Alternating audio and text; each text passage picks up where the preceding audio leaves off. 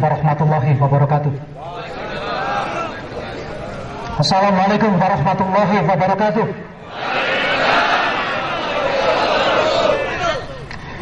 Bapak Komandan Korem yang sangat saya hormati, Bapak Komandan Kodim yang sangat hormati, Bapak Komandan Rayon Militer yang sangat hormati, dan yang saya cintai dan saya banggakan, rekan-rekan semua peserta latihan penanggulangan bencana alam Korem 061 Surya Kencana yang sangat saya hormati juga. Bapak dan Ibu sekalian, terutama Bapak Komandan Korem yang sangat saya hormati, kegiatan ini sudah 3 kali kami laksanakan, Pak. Dalam artian di Korem Garut, Korem Sunan Gunung Jati, dan sekarang adalah di Korem 061 Surya Kencana Bogor. Kegiatan ini merupakan sesuatu yang luar biasa, yang membanggakan kami dan terutama membanggakan masyarakat Jawa Barat. Dan ini perlu kita contoh dan perlu kita teladani. Yang namanya teman-teman dari TNI melaksanakan kegiatan operasi militer perang ataupun operasi militer selain perang dilaksanakan dengan sungguh-sungguh dan penuh kecermatan dalam rangka latihan ini. Ini membuktikan bahwa penanganan bencana tidak boleh main-main. Dan saya tekankan lagi, dan tidak boleh dipermainkan oleh siapapun. Karena konsep penanganan bencana adalah konsep kemanusiaan. Konsep-konsep ini ialah yang kita emban selama sekarang ini. Makanya saya sangat salut dan bangga dengan kehadiran pada rekan-rekan semua yang melaksanakan kegiatan latihan penanggulangan bencana alam ini. Bapak dan Ibu sekalian, setelah Bapak melaksanakan kegiatan 1 minggu dalam rangka penanggulangan bencana ini, Bapak-Bapak semua merupakan relawan-relawan kami, relawan-relawan penanggulangan bencana yang punya kemampuan, punya keilmuan, dan memahami dalam rangka melaksanakan kegiatan kebencanaan di Jawa Barat. Bapak dan Ibu sekalian, merujuk kepada Undang-Undang Nomor 24 Tahun 2007 tentang penanganan penanggulangan bencana, bahwa konsep-konsep yang kita laksanakan seperti sekarang ini pada pagi hari ini adalah konsep-konsep upaya-upaya kita dalam rangka menekan pengurangan risiko bencana. Jadi penanganan bencana sudah bergeser yang hanya sekedar menangani tanggap darurat bencana, sudah jauh ke depan bergeser mengenai menerapkan konsep-konsep pengurangan risiko bencana. Jadi pagi hari ini yang saya rasakan, yang kita kerjakan adalah konsep itu. Karena kita menyadari bahwa bencana bisa datang kapan saja, dan bencana bisa terjadi kepada siapa saja, dan tidak mengenal waktu dan siapa di situ. Dan perlu Bapak dan Ibu ketahui bersama bahwa Jawa Barat merupakan supermarketnya bencana. Tidak ada satupun bencana di dunia ini yang tidak ada di Jawa Barat, Pak Dandre. Tadi sudah disebutkan dari mulai angin puting beliung, gunung berapi, tanah longsor, banjir, dan lain sebagainya, semuanya ada di Jawa Barat. Tapi herannya, orang yang sudah hidup di Jawa Barat nggak mau pindah dari Jawa Barat ini, Pak. Bahkan teman-teman TNI yang sudah di Jawa Barat malas didinaskan di luar Jawa Barat. Itu fakta, Pak. Artinya apa? Jawa Barat menyimpan sesuatu yang indah, yang nyaman, dan perlu kita cermati sewaktu-waktu ada apa di balik keindahan itu. Ada 7 gunung berapi yang aktif di Jawa Barat. Nggak pernah ada di provinsi lain yang mempunyai gunung berapi yang lebih daripada 7. Hanya Jawa Barat. Semuanya aktif. Hanya Gunung Guntur di Korem Garut yang sekarang statusnya meningkat menjadi waspada. Kita punya 3 waduk yang besar, Saguling, Cirata, dan Jatiluhur. Nggak ada provinsi lain yang mempunyai waduk sebesar itu, Pak. Bagaimana kita sekarang berpikir mengamankan Jatiluhur, Saguling, dan Cirata? Kalau saya bicara jujur dari hati saya, sebetulnya yang paling mampu melaksanakan kegiatan kebencanaan adalah rekan-rekan dari TNI dan kepolisian. Karena apa? Sumber dayanya ada, peralatannya ada, sarana dan prasarananya ada. Hanya undang-undangnya tidak menyatakan bahwa Bapak dan Ibu sekalian menjadi penanggung jawab utama di bidang kebencanaan. Undang-Undang Nomor 24 Tahun 2007 mengamanatkan bahwa pemerintah dan pemerintah daerah merupakan penanggung jawab di bidang kebencanaan. Ini yang harus kita sadari bersama dan kita pahami bersama. Bahwa siapapun yang ditunjuk diamanatkan menjadi penanggung jawab bidang bencana alam harus menyiapkan segala sesuatu yang berkepentingan, yang berhubungan dengan penanggulangan bencana. Artinya apa? Pemerintah dan pemerintah daerah tidak mungkin mereka tidak menyiapkan yang namanya uang untuk melaksanakan kegiatan penanggulangan bencana. Tidak mungkin pemerintah tidak menyiapkan sarana dan prasarana dalam menunjang penanggulangan bencana. Dan pemerintah tidak mungkin melaksanakan kegiatan seperti sekarang ini. Latihan, sosialisasi, gladi, simulasi, dan lain sebagainya yang merujuk kepada penanggulangan bencana. Artinya, pemerintah dan pemerintah daerah dituntut sepenuhnya melaksanakan kegiatan penanggulangan bencana dan menyiapkan semua sarana prasarana dan keuangan dalam rangka menunjang dan mendukung penanggulangan bencana.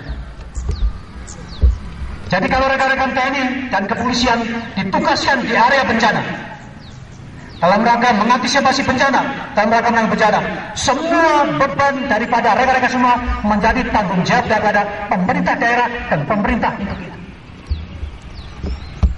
Jadi kalau Pak Danrem menugaskan rekan-rekan semua berdasarkan perintah dan berdasarkan permintaan dari kabupaten kota yang bersangkutan, Pak Danrem tidak usah berpikir yang lain-lainnya. Hanya berpikir pasukan bergerak, pasukan merapat kepada daerah rawan bencana atau daerah yang terdapat bencana. Semuanya menjadi tanggung jawab pemerintah dan pemerintah daerah yang bersangkutan. Karena Undang-Undang 24 tahun 2000 mengamanatkan seperti itu. Karena penanganan bencana merupakan konsep bersama kita semua. Bukan merupakan konsep masing-masing instansi seperti kita, tidak. Jadi Undang-Undang Nomor 4 Tahun 2007 bukan Undang-Undang Badan Penanggulangan Bencana, bukan. Bukan Undang-Undang Badan Nasional Penanggulangan Bencana, bukan. Undang-Undang Nomor 4 Tahun 2007 adalah merupakan Undang-Undang Penanggulangan Bencana semua stakeholder yang mengakses kebencanaan di Indonesia. Jadi termasuk kita semua adalah suka tidak suka, senang tidak senang, harus membaca dan merujuk Undang-Undang Nomor 24 Tahun 2007 mengenai penanggulangan bencana. Inilah Bapak dan Ibu sekalian, selama 1 minggu ke depan, Bapak dan Ibu sekalian, mari kita saling membuka diri, saling mengikhlaskan diri, saling berkoordinasi yang baik, kata Pak Danrem tadi, dalam rangka kita sama-sama menjalankan amanat perintah daripada Undang-Undang Nomor 24 Tahun 2007. Dimanapun Bapak dan Ibu sekalian berada, tadi Pak Danrem sudah bilang, diminta atau tidak diminta, pada saat terjadi bencana, Bapak dan Ibu sekalian harus hadir di lokasi bencana bersangkutan. Tapi bagi saya pribadi, penanggulangan bencana tidak hanya sekedar menangani pada saat terjadi bencana atau pada saat terjadi tanggap darurat bencana, tapi kita sudah bergeser ke depan tadi, merupakan melakukan konsep-konsep pengurangan risiko bencana, penerapan konsep-konsep mitigasi bencana, penerapan konsep-konsep peringatan dini bencana, penerapan konsep-konsep simulasi, latihan bersama, gladi dan sosialisasi dan lain sebagainya. Maka dari itu saya kepada Pak Danrem terus sekali terima kasih Pak. Berarti rekan-rekan semua ini menjadi pionir kami, menjadi tampilan kami di lapangan dalam rangka penanganan dan penanggulangan bencana. Karena saya yakin Bapak dan Ibu sekalian sudah mengenal bencana dari mulai Bapak dan Ibu sekalian dilantik menjadi Tentara Nasional Indonesia. Hanya sekarang undang-undangnya berbeda. Undang-Undang Nomor 24 Tahun 2007 mengamanatkan kepada kita semua bahwa tadi saya bilang bahwa penanggung jawab utama di bidang kebencanaan adalah pemerintah dan pemerintah daerah. Kita semua membantu dalam rangka pemerintah dan pemerintah daerah meringankan beban masyarakat yang mengalami bencana. Jadi kalau ada logistik yang tidak sampai ke masyarakat, ada logistik yang tidak merata di masyarakat, ada logistik yang diselewengkan dan sebagainya, masyarakat pasti akan berunjuk rasa kepada pemerintah dan pemerintah daerah. Dan saya yakinkan bahwa masyarakat nggak pernah akan berunjuk rasa kepada rekan-rekan TNI dan kepolisian, tidak akan pernah.